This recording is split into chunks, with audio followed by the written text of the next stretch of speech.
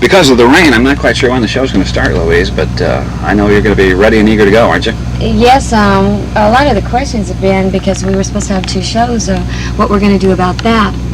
I kind of feel like since the first show will definitely not go on until 8:30 or 9 o'clock tonight, even if the rain stops right now, that it should be made into one show, because the people for the second show, it's really not fair to them, because they won't get a show until 11 or 12 o'clock at night, and that's just, I think to me it'd be nicer if they just allowed everybody to come to the one show and not make people wait.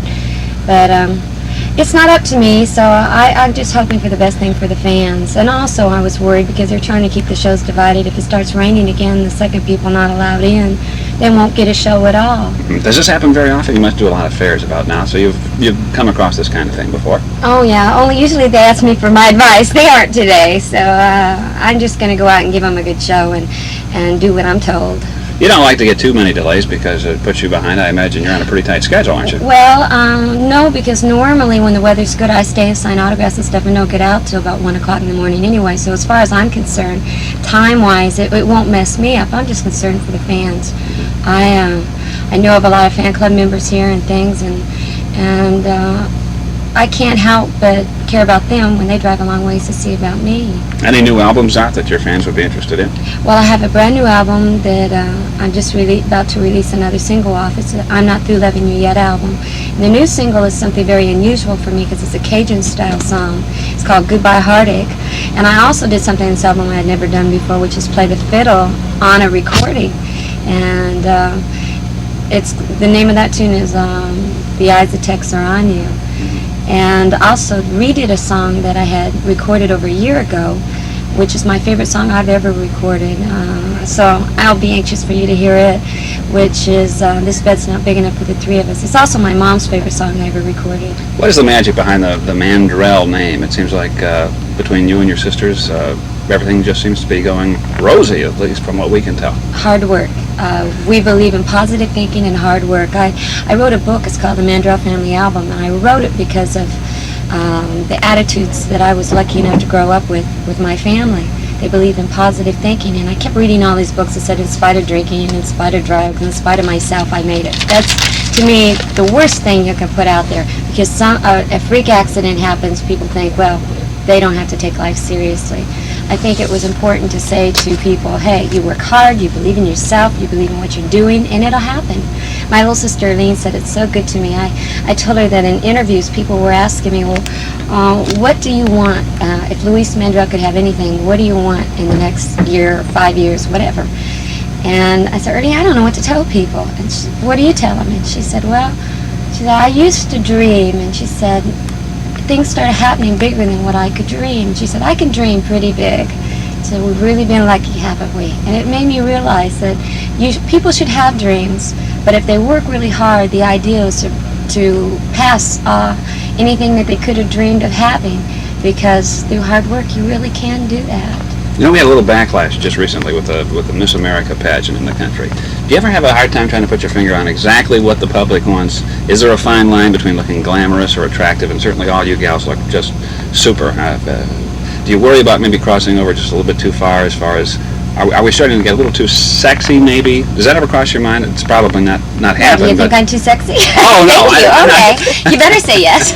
Well, I guess so, but I don't think you're approaching any kind of a dangerous territory. No. But does it at least No. enter your mind? You ever wonder what you should put in the act and what you should take out? No, I do not, because I feel that what I do has to be Louise Mandrell, and I answer to the public and I'm honest with them about how I feel and what I believe, but I don't think that it's to anyone. I mean, it's your business what I do, because I've made it your business by going into the entertainment business, but I don't think it's up to you to tell me what I should be. As far as the Miss America thing, I watched that beauty contest, and she's the girl I pulled for when she won. I thought, first time in my life I've ever been right. And when this happened to her, I prayed for her. But when I was in church and my minister had prayer in the church, he didn't just pray for her and her family, but he prayed for the people who were doing this to her. And that's the kind of attitude I think the country needs to have.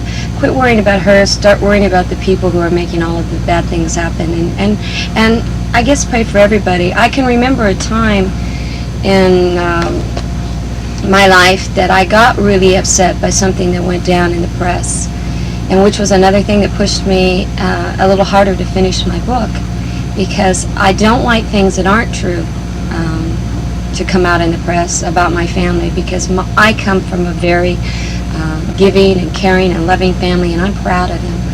And my mother was talking to me on the phone, and she said, well, something just came out in the press that Barbara let Jamie, her little girl, do a porno layout. Well, of course that was not true. And Barbara... What's bad about that is once somebody makes the accusation, then you find yourself in the position of having to defend it, don't you? Yes, and I was so angry. I mean, I was boiling. I said, well, what's Barbara going to do about it? And I was so mad. And Barbara said, pray for him. And Mom said, but I'm going to wait a while. And I guess the thing that you're supposed to do is just pray for people and go on. I think the thing that I take probably the most criticism for, if anyone wants to find criticism in what I do, is probably the way I dress, because I like tight leather clothes and I like hip clothes, and right now I'm sitting here with striped shorts on, a t-shirt with rhinestones and Oxfords on. You can wear anything and look good. Well, thank you. But I love style of clothes, and I like whatever's hip and what's new, because in my life I work very hard, and if I can afford to buy new clothes, and even if it's a shirt that's $12, if it's in and I want to wear it, I'm going to wear it. And I don't particularly like someone saying, well, that doesn't look country. Country isn't what you have on. Country isn't where you live. Country is what's in your heart, and you know whether or not you're country, and then you don't have to prove anything to anybody.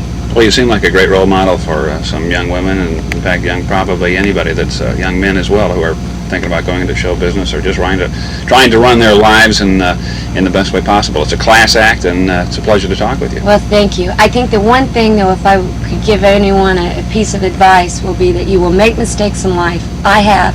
I've made a lot of mistakes. But the important thing is to realize you're going to make them and get up and start over and try to do the right thing. Louise Mandrell, thank you very much. Thank you.